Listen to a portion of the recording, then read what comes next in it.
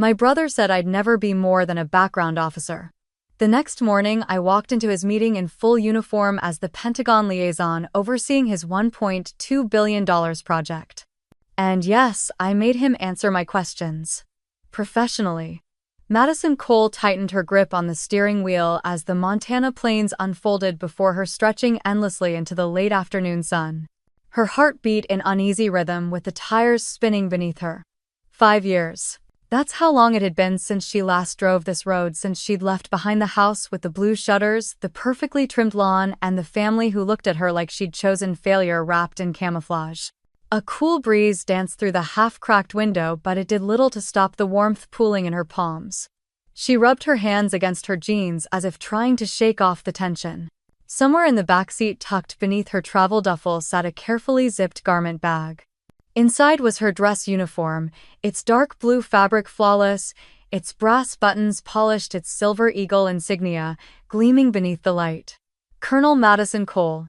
At 28, one of the youngest in the Cyber Defense Division. But none of that mattered here. Not in Evergreen, Montana population 3042. Not to her parents, who still introduced her brother Evan as the pride of the family and referred to her job simply as her situation with the Army. Not to a mother who once said over Thanksgiving dinner you could have gone to law school like Evan. But I guess we all need to take our own detours. Detour. That word had lived rent-free in Madison's head for years. They called it a detour. She called it the decision that saved her life. The dashboard clock blinked 6:42 p.m. Just in time for the Friday family dinner tradition. Roast chicken, mashed potatoes, a salad no one ever touched. And the familiar suffocating sense of sitting at a table where she had long stopped being seen. She had called ahead, told them she'd be coming. Her father Harold said he'd let her mother know. Her mother hadn't returned the call. That said, enough. Madison pulled into the driveway, noticing not much had changed. The flower beds were still meticulously arranged, the porch still lined with rocking chairs that no one actually used. Her father's old Buick was parked out front. A newer Audi stood beside it, Evan's no doubt. Of course, he was already here. She put the car in park, took a breath, and looked into the rearview mirror. Her reflection stared back, eyes sharper than they were at 23, face leaner, wiser, touched by the grit of 1,000 quiet battles fought overseas and behind closed doors in briefing rooms full of men who doubted her. Her dark hair was pulled back in a no-nonsense braid, just as it had been during her last debrief. She glanced toward the back seat, toward the bag. Number. Not yet. Not tonight. This wasn't the battlefield. This was something harder, home. She stepped out of the car, her boots crunching softly against the gravel. The familiar creak of the wooden porch greeted her, followed by the quiet scent of honeysuckle. As she reached the front door, she hesitated. Her hand hovered just above the handle. You're not that girl anymore, she reminded herself. You're not 17 begging for them to say they're proud. You're not 23 driving away with a scholarship letter and tears in your eyes. You're Colonel Madison Cole now. Walk like it. The door opened before she could knock. Madison, her father said with a surprised blink, stepping aside. Didn't hear you pull up. She offered a polite smile. Hey, Dad. Inside the house looked just as she remembered. The same beige carpet. The same framed family photos along the hallway, her high school graduation, Evan's college commencement, a family trip to the Grand Canyon. None of her commissioning ceremony. None of her awards.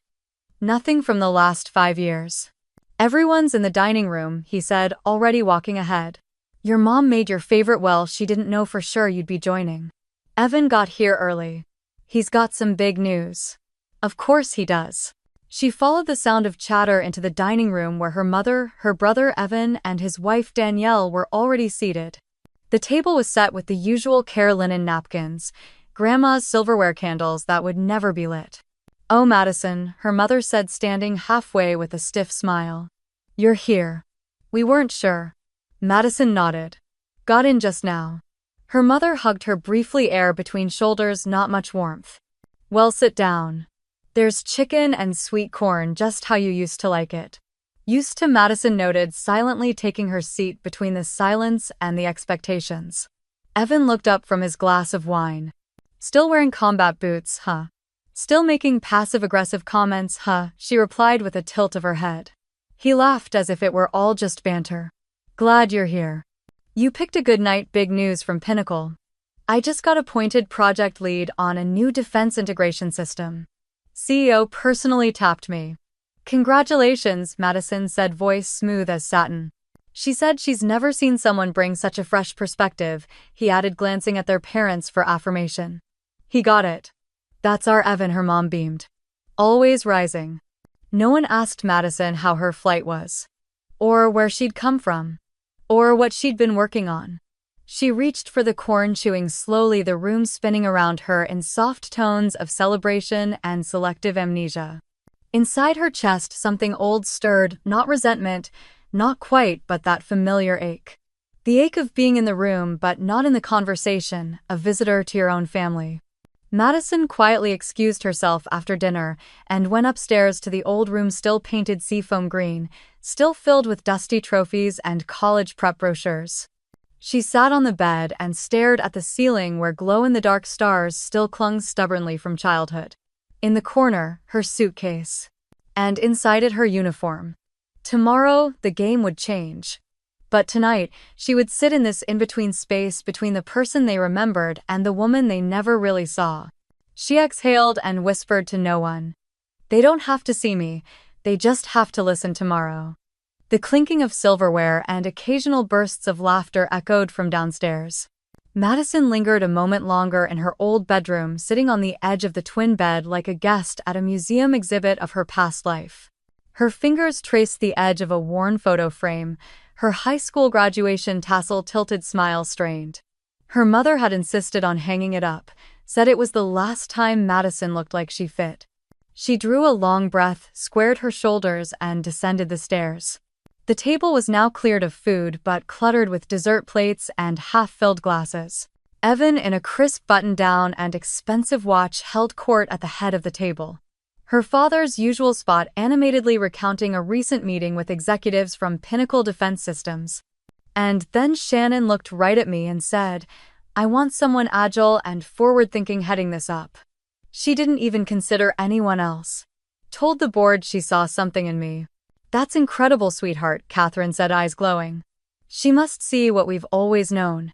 Her father nodded, sipping his wine, a small smirk tugging at the corner of his mouth.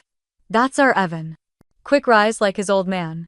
Madison returned to her seat, folding her hands neatly in her lap, the good daughter performance rehearsed to muscle memory. She offered a smile at the appropriate moment, gave a soft, that's great, Evan, even as her stomach tightened with something she refused to call grief. The conversation circled her like she wasn't there. Madison, her mother said, suddenly turning toward her for the first time since dinner began. You've been. Well, I imagine things are different in the army. They always said it like that. The army. Like it was some vague, dusty place far away and irrelevant.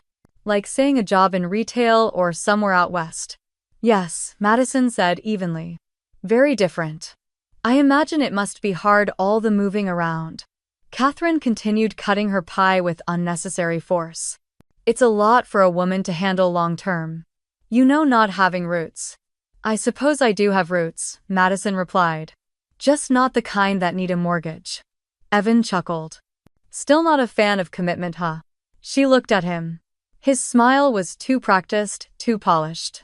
I'm committed to national security if that counts. Sure, he said, waving his fork like a wand. Still a lieutenant or something, haven't kept up with the whole rank thing. Harold added with a casual shrug, hard to keep track. Army titles don't mean much in the business world, right? Madison bit the inside of her cheek. Actually, she's probably higher up by now, Danielle chimed in surprisingly. Didn't you mention in your Christmas card last year that you were working on some kind of cybersecurity project? Madison nodded slightly. I've led a few initiatives. That's nice, her mother interjected before she could elaborate. Though I do think it's important for women to find careers that let them come back home eventually. Something steady. Stable. You know. Normal. Madison wanted to laugh. Steady. Stable. Normal. Words like shackles dressed up in Sunday language. You know what I think, Evan said, setting down his fork with dramatic flair. I think Maddie always liked doing things the hard way. Remember when she insisted on learning stick shift instead of letting me teach her automatic? That's not how I remember it, Madison said calmly. You refused to let me drive unless I called you sir. The table chuckled awkwardly. Madison reached for her glass of water, her hand steady, but inside she felt 13 again. Sitting at this same table being lectured about college rankings. Being told that ROTC was for kids who didn't get into real schools. Hearing Evan say she just doesn't want to compete with me. That's why she's choosing the army. Some things never changed. Or maybe they just calcified. So what are you up to now? Harold asked, glancing at her for the first time all night. I mean, besides, shuffling between bases. Still in service, Madison answered coolly. Just completed a major cyber operations program. I'm consulting now on a defense integration contract. That sounds busy, her mother said, her voice laced with concern disguised as condescension. You know, Evan just bought a new townhouse downtown. 3 bedrooms, plenty of space for guests. Danielle nodded politely. We'd love to have you visit sometime, Maddie.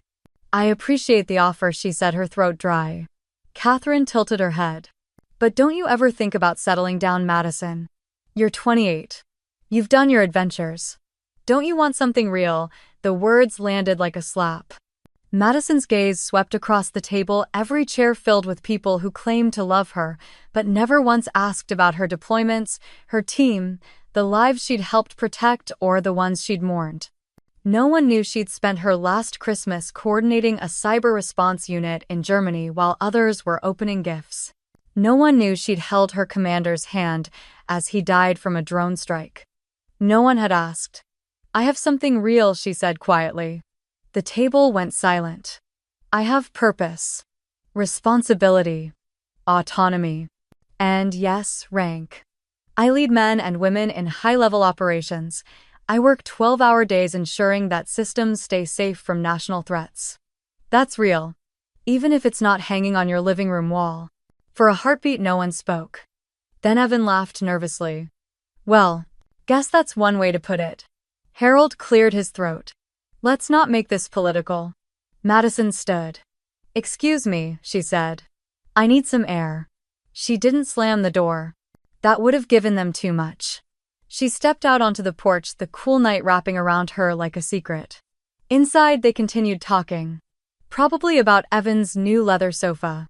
Or Danielle's client list. Madison looked up at the stars, clear and cold. She was used to being invisible. But tomorrow she would no longer be silent. The night was silent save for the whisper of wind rustling through the pines behind the Cole family home. Madison sat on the back porch now, her arms wrapped loosely around her knees, her breath visible in the cool mountain air. She hadn't meant to retreat this far from the house, but her body knew the routine: when wounded, find higher ground. She leaned her head back against the siding, staring up at the endless Montana sky. The stars here were unpolluted, sharp, unapologetic in their clarity. They reminded her of bivouacs in Kandahar, briefings in Berlin, and the single long night she'd stayed awake in a bunker somewhere in Nevada, watching lines of malicious code crawl across a classified screen code that, if left undetected, could have exposed half the nation's missile systems. And still, she thought, my mother thinks I need a stable condo. Her phone buzzed once low in her pocket. A calendar alert, Project Horizon strategy brief. Final prep. A meeting she would lead in 48 hours. She smiled faintly. Not because of the importance, it was old news to her by now, but because it reminded her how far she had come without them. She closed her eyes and the memories poured in, uninvited but not unwelcome. She was 21, sitting at the edge of the dining room table, ROTC scholarship letter in hand. Her mother was folding laundry, her father was editing a report for work. I've decided, she had said quietly, almost reverently. I'm accepting the Army scholarship. The air had gone still, like a glass of water tipping mid-fall. Her father didn't look up. Why? Because I want to serve. And it'll pay for my degree. It's a solid future. Solid, he said, finally setting his pen down. Madison, the military is for people who don't have better options. You got into Northwestern's MBA program. Her mother hadn't said anything. She had just folded a towel with unnecessary force. "I don't want an MBA," Madison had whispered. "I want to build something that matters." "You're wasting your potential," her father had replied. She never forgot the sting of those words. Not even years later, when she stood alone on a stage in her cadet uniform receiving her commission as a second lieutenant. Her roommate's parents had brought flowers and balloons. Madison had looked out into the crowd and found one empty chair reserved for Mr. and Mrs. Cole. She had kept the name tag folded in her journal like a pressed flower. They hadn't called. Not that day. Not the next. Even when she deployed to Germany for her first rotation, no one at home asked what she was working on. When she helped develop firewall protocols for NATO's internal networks, her mother sent her a photo of Evan's new kitchen backsplash instead. She was stationed in Poland for a year, sleeping in rotating shifts and tracking ransomware attacks on critical infrastructure. Her birthday that year went unnoticed except for a package of peanut butter cookies from her squad leader's wife. She learned to stop expecting. She learned to bloom in silence. By 25, she was running a unit that specialized in counter-infiltration response. At 26, she cracked a multinational cyber breach that had targeted 4 defense contractors, including one directly connected to domestic missile silo systems. That operation earned her a classified commendation and a promotion to major 6 months ahead of schedule.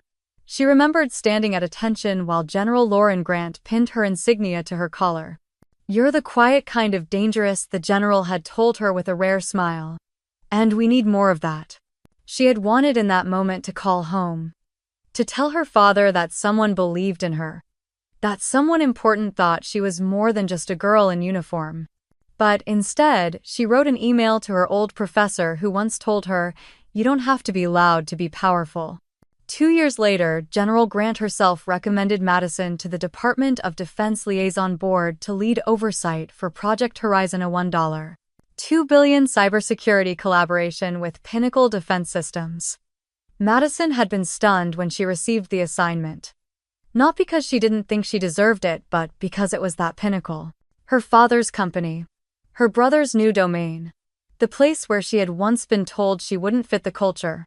She accepted the role without hesitation. Not for revenge, but because she knew she was the most qualified. The irony was simply poetic. She opened her eyes again, now pulled from the memory by the creaking of the back door. She didn't turn. "You always did come out here when things got." Loud came a voice. "Evans." She kept her gaze forward. "Some things don't change." He stood behind her for a moment, then walked down to sit on the porch step, a respectful distance between them.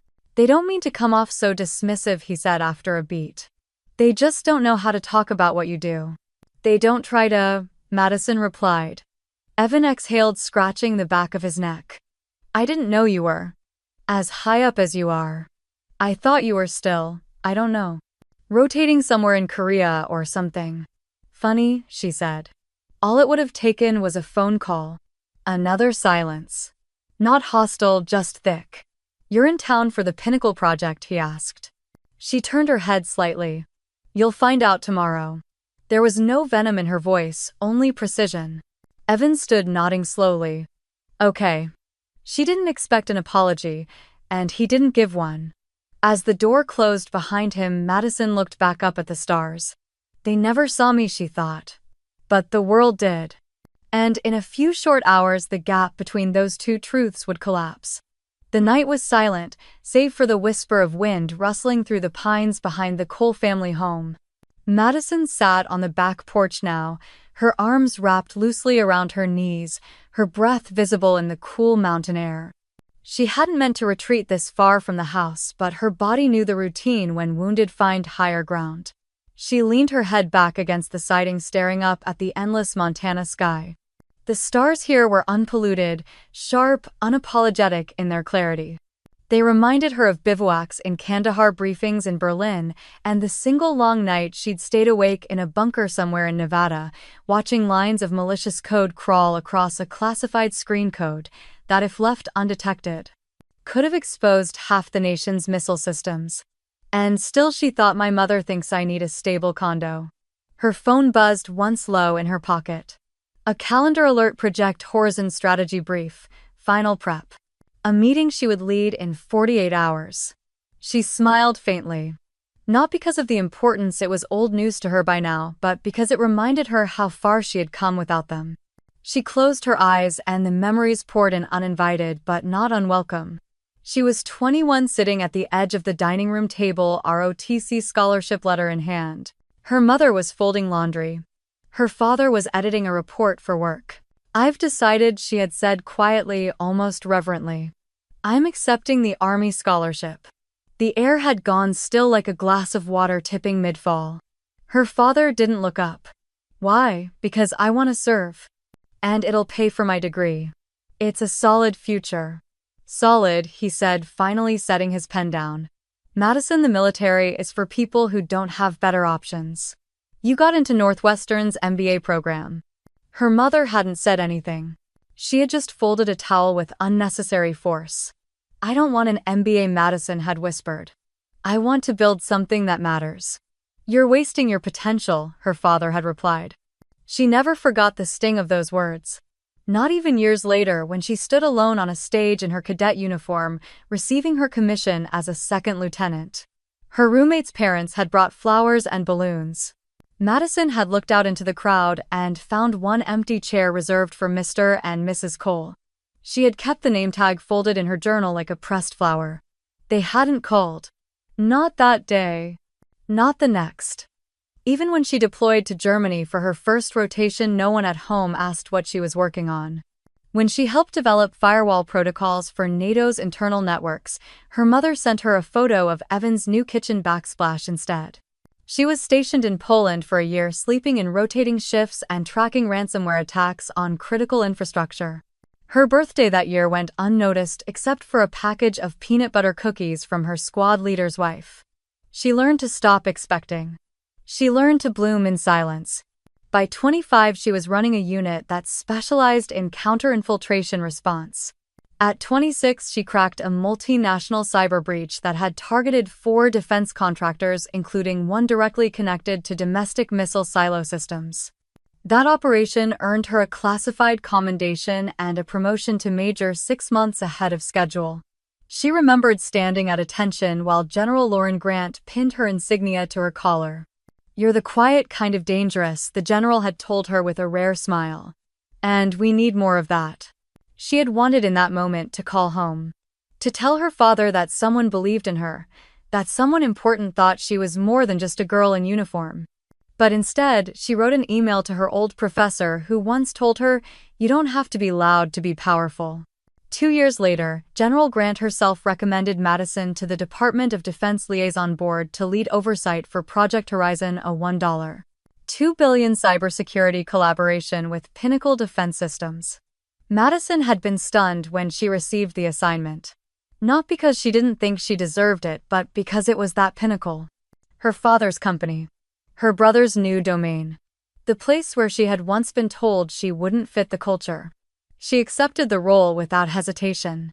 Not for revenge, but because she knew she was the most qualified.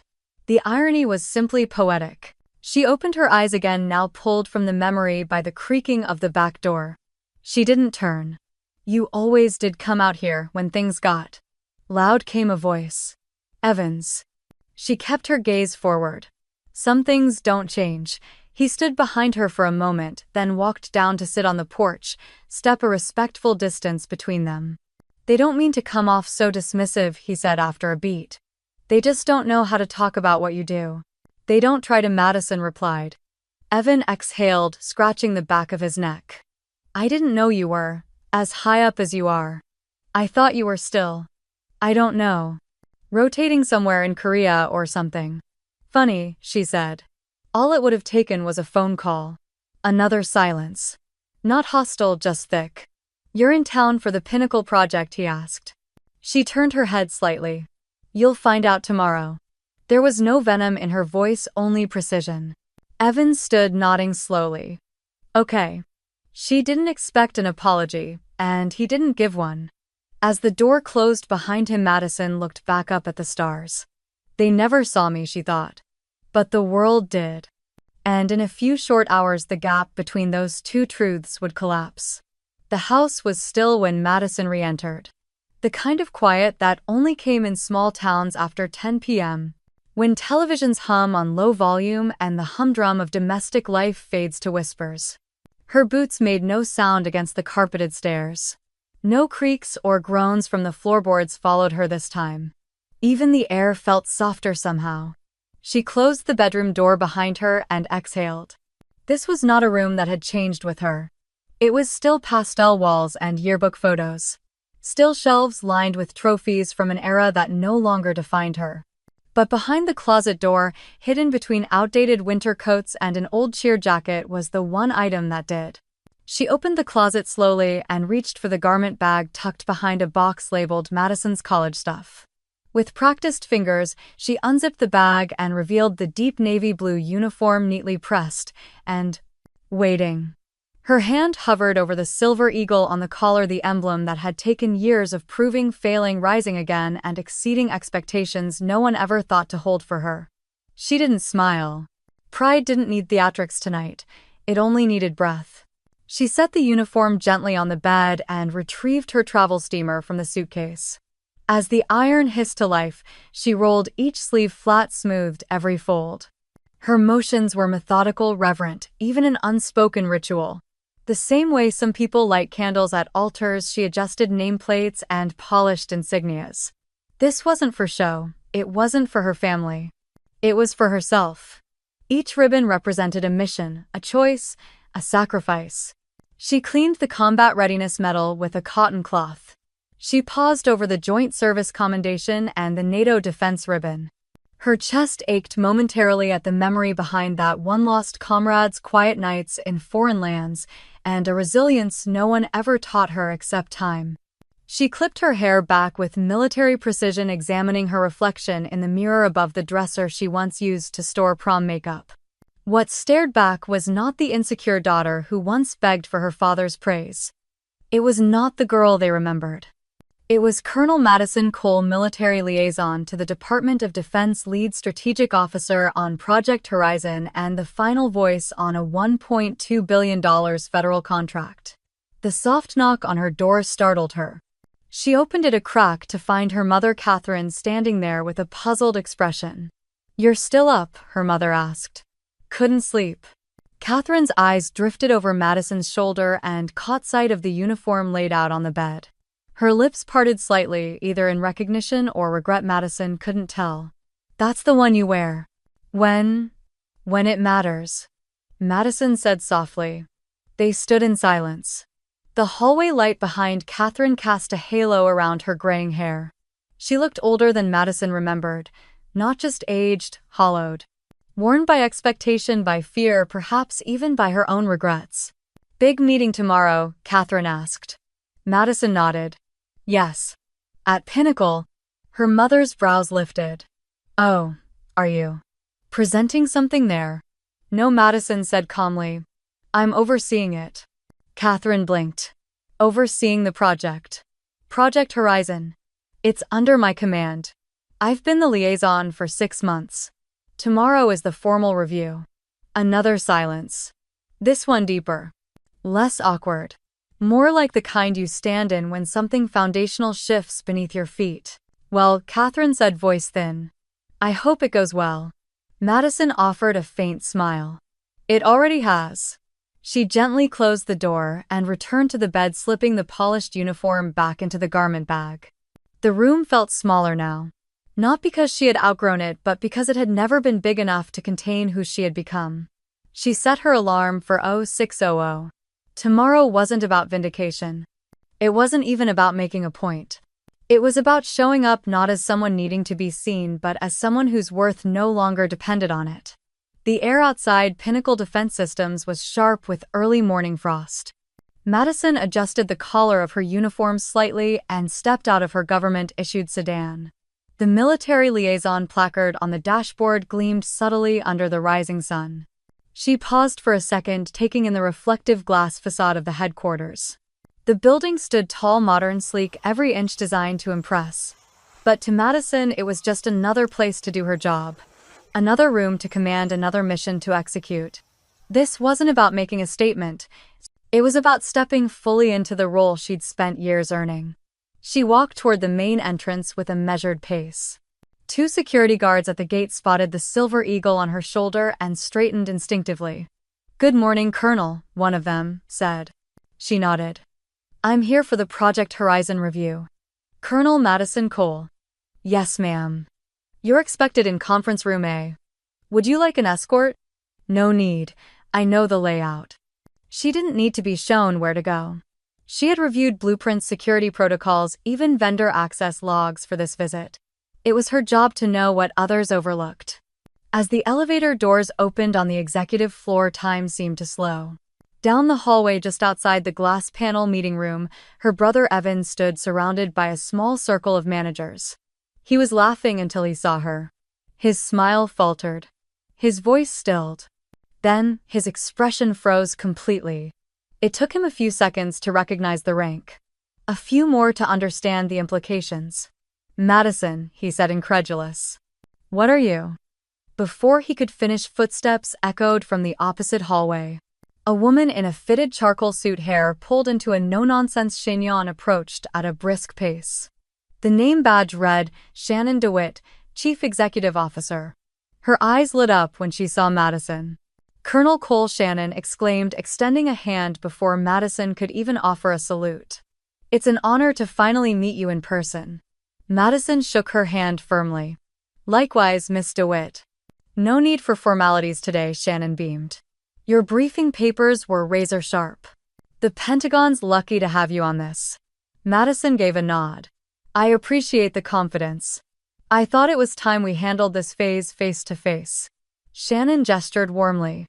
"Come in, please. Your seat's already prepared." Madison followed her into the conference room. All eyes turned. Her father, Harold Cole, was already seated near the front of the table. A senior executive nameplate in front of him read Director of Regional Operations. He looked up as she entered. First confusion, then recognition, and finally something else entirely. "Colonel," Shannon said to the room, motioning with a gracious hand, "please allow me to formally introduce our Department of Defense liaison on Project Horizon, Colonel Madison Cole." The silence was immediate and complete. Her father's face went pale. Evan sat down without a word. Only Shannon's voice moved the air. "Colonel Cole has full strategic authority to review and approve all components of the cybersecurity infrastructure we're developing in this contract. That includes system design, budget allocations, and personnel assignments." Madison moved calmly to her seat placed at the right hand of the CEO. The room had shifted, and everyone knew it. She opened her folder and glanced once at Evan across the table. He looked as though the foundation of his world had been reset, like a man who realized he'd spent his whole life climbing a ladder only to find it leaning against the wrong wall. Madison didn't smirk. She didn't gloat. She just did what she had always done. She got to work. The conference room hummed with restrained energy as the projector flickered to life. Evan stood at the front now, pointer in hand, the title slide of his presentation glowing behind him. Phase 3 Integration. Overview, Project Horizon. He cleared his throat once, then again. "Morning, everyone," he began, glancing down at his tablet. "Today I'll be walking us through the system interface revisions and our projected rollout timeline." Madison leaned back slightly in her chair, hands folded neatly on the table, posture relaxed but focused. She wasn't here to embarrass him. She was here to ensure the project didn't collapse under ego and assumption. As Evan clicked through the slides, he began regaining his rhythm. He was good, no question, but his knowledge was skin deep. A few minutes in, he said something that made Madison's eyebrows lift slightly.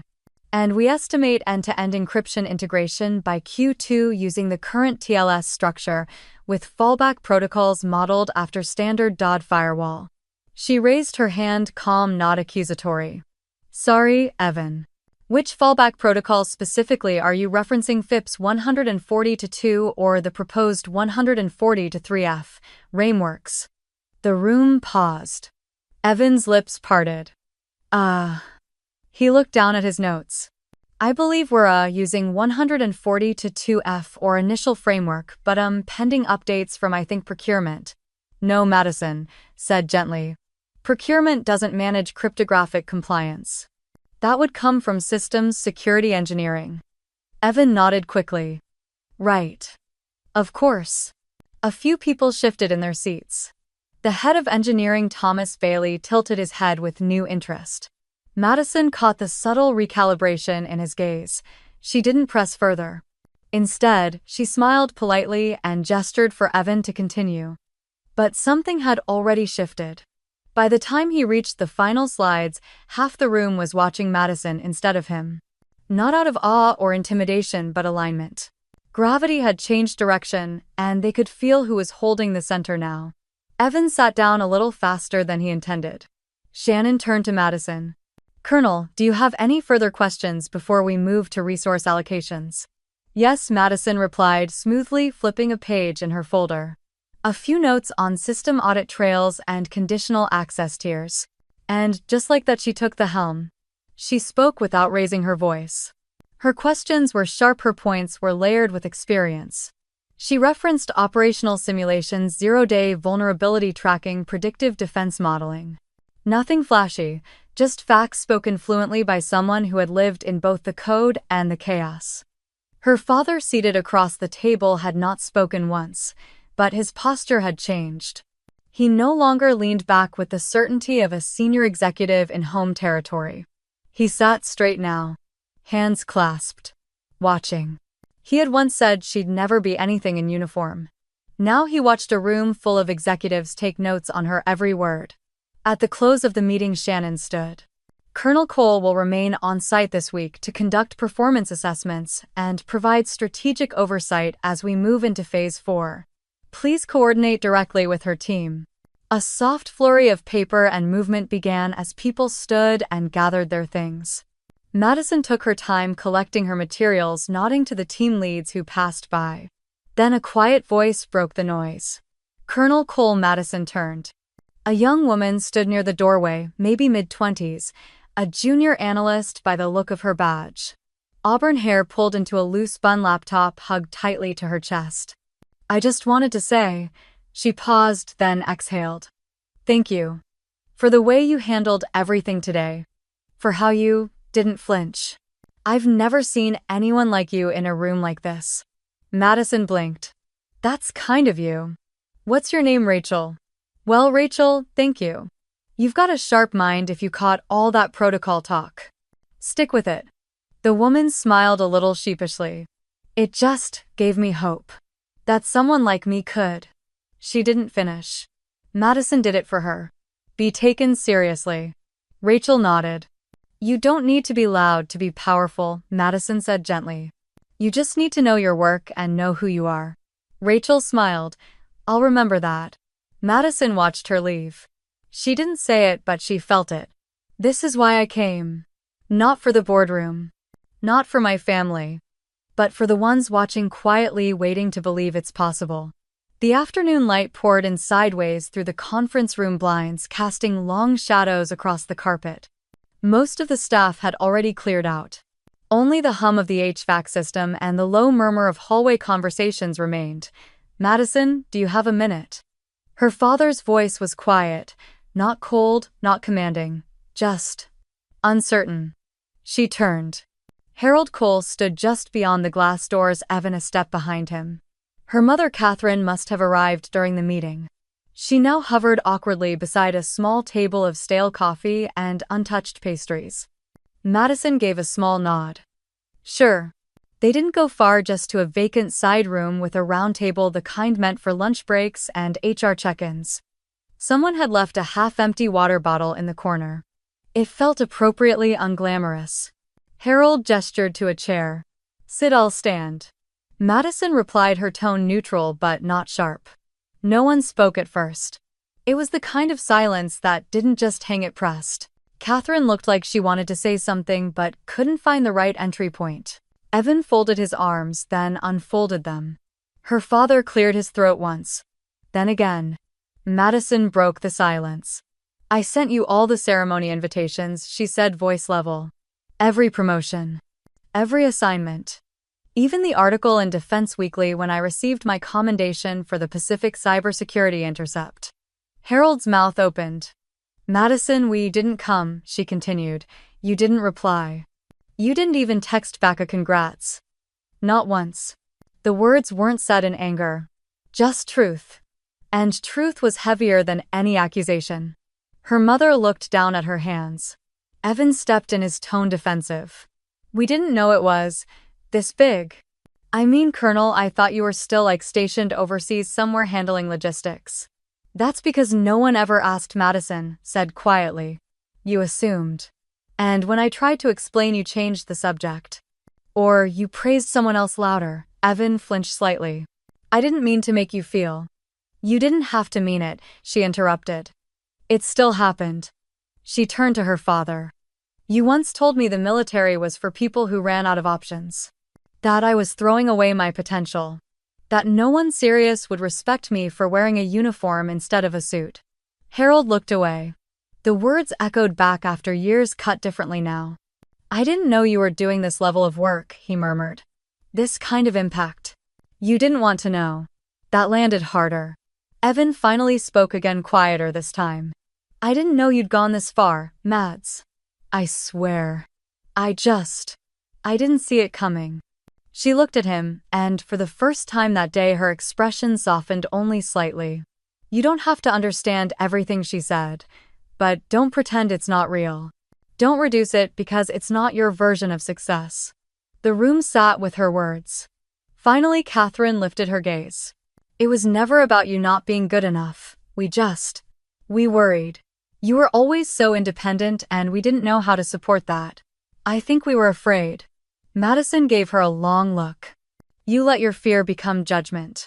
Her mother nodded slowly, lips pressed tight. A long pause. I don't need an apology, Madison said at last. I'm not here for that.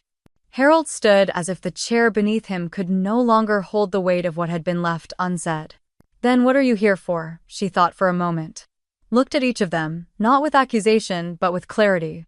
I'm here to stop shrinking myself to fit your silence.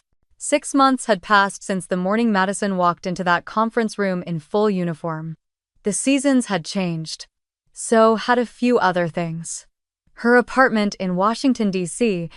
was modest but bright floor-to-ceiling windows looked out over the Potomac, and the minimalist space was quietly curated, clean lines and warm light. Everything in it had a place. Everything told a story. Tonight the story would be about home. At precisely 6:08 p.m., the intercom buzzed. She opened the door before they could knock. Her father, Harold, was carrying a slim rectangular package wrapped in brown paper. Catherine, her mother, clutched a ceramic dish covered with aluminum foil. Evan and Megan trailed behind with a bottle of wine and a slightly unsure smile. Nice place, Harold said as he stepped inside, eyes scanning the room. He paused at the bookshelf where Madison had arranged her awards, but not front and center, just quietly there. Without a word, he unwrapped the package and revealed a framed newspaper article. Colonel Madison Cole named lead strategist on $1.2 billion cybersecurity contract. The photograph showed her in full dress uniform beside General Callahan and the Secretary of Defense. I thought you might want a copy for your wall, he said softly. Had one printed and mounted. It's in my office too. Madison's eyebrows rose. Thank you. That means more than you know. He gave a short nod and stepped back. Catherine shifted from foot to foot, clearly unsure where to begin. I brought your favorite, she said, lifting the dish. Apple crumble. The one I used to make when you had a bad week in high school. Not sure it's as good now. Madison took it with both hands. It smells exactly right. They all made their way to the dining table. Madison had set it with quiet care, linen napkins, brushed steel cutlery, 3 candles in the center. No one rushed. No one filled the silence with nervous chatter. They just settled in. Over dinner, conversation came in waves. Sometimes stilted, sometimes surprisingly smooth. Her mother asked, "So, what exactly does adaptive protocol layering mean?" Madison blinked, then smiled. It's like building a house with smart doors. The more the system learns about the threat, the more specific the locks become. Her mom nodded slowly. Okay, that actually makes sense. From across the table, Evan wiped his mouth with a napkin. Cheer, bit hung, he said, slipping into their childhood habit of calling her Cheer when emotional. We started applying some of the tiered access control strategies you mentioned at the last phase review. Clients were blown away. Said it was the most future-proof design they'd seen. She looked at him for a long beat. And did you tell them where it came from? He gave her a sheepish look. Eventually, Madison laughed quietly. 5-minute delay. That's a new record. He raised his glass. To stealing from the best. They clinked glasses. Even her father joined. As dessert was served warm apple crumble with melting vanilla ice cream, the room grew easier. More natural. The edges softened. Harold gestured to one of her awards on the shelf. That won the Cyber Defense Commendation. That was from the Singapore Intercept, right? Madison nodded. Yeah. If we hadn't caught the breach, it could have compromised half the joint operations infrastructure in Asia. He gave a low whistle. You always said computers were your thing. I didn't realize just how much. Her mother leaned forward slightly. And the mentoring program you mentioned last time, do you like that part of the job? Madison blinked, surprised. Very much. It reminds me that it's not just about algorithms. It's about people. Catherine smiled. You always did care more than you showed. Madison almost replied, almost said, and you never asked. But she didn't. Not now. Instead, she said, I still do. The conversation drifted. Not everything was perfect. There were still small silences, still old habits that hadn't quite unlearned themselves, but no one pretended anymore. No one dodged. That was new. That was enough. As they were saying goodbye hours later, Catherine lingered at the door. I still don't understand everything, she said, voice low. But I'm trying. And I hope it's not too late. Madison met her gaze. It's not. She meant it. Healing hadn't come in a grand apology or a dramatic confrontation.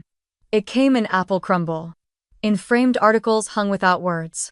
In someone asking the right question even if they didn't understand the answer. As she stood alone in the quiet after they left, Madison walked to the shelf and straightened the frame her father had brought. It didn't matter whether it was perfectly centered. It mattered that it was finally there. The city was quiet that Sunday morning. Madison sat by the window, a steaming mug of coffee in her hands, the kind she had learned to brew just right during years of early deployments. The sun spilled across her hardwood floors, catching on the metals still tucked humbly into the shelves, half hidden behind a row of books on strategy and leadership. She hadn't worn her uniform in weeks. Not because it didn't matter, but because she didn't need it to matter anymore. On the coffee table lay a single sheet of ivory stationery. A fountain pen rested beside it, uncapped, as if the words had flowed and the ink still remembered them. Her handwriting clean and deliberate read, Dear General Lauren, I wanted to thank you truly for what you did for me all those years ago. When I didn't yet believe in myself, you saw something I hadn't even named. You never made me feel like I had to become someone else to succeed. You taught me that leadership isn't about proving you belong. It's about acting like you already do. That lesson saved me more times than I can count. I hope to pass it on now to the ones who sit quietly at the table waiting to be seen. To the ones whose voices shake a little when they speak but who carry steel underneath. With respect always, Colonel Madison Cole. She folded the letter, placed it in an envelope, and sealed it. No grand fanfare. Just the final stroke in a chapter long earned. Her thoughts drifted. To the girl she had once been, standing in her childhood bedroom with a military brochure in hand, scared but certain. To the woman she had become, standing in a boardroom in full uniform, calm under scrutiny, speaking, not to impress but to lead. Madison exhaled slowly, watching the city begin to move outside her window. She used to think the moment of triumph would come when her father finally said, I'm proud of you. Or when Evan stopped treating her career like a footnote. But the real victory, it came when she realized she no longer needed that validation to breathe. It came when the silence of dismissal no longer had power over her choices. It came when she looked in the mirror and saw someone she respected, no permission required. Her phone buzzed beside her. A message from a junior officer she'd been mentoring. Ma'am, your guidance last week helped me finally submit my proposal. Thank you for making me feel like I belong. Madison smiled. That was the legacy now. Not changing minds, but changing lives. She poured the last of her coffee down the sink and slipped the envelope into her coat pocket. The post office was only a few blocks away. And as she walked through the quiet streets of Washington, she felt it not the burden of being seen, but the lightness of being known. By herself, most of all. I didn't follow the path my family had drawn. I chose my own. And that, more than anything, is the path I'm proudest of.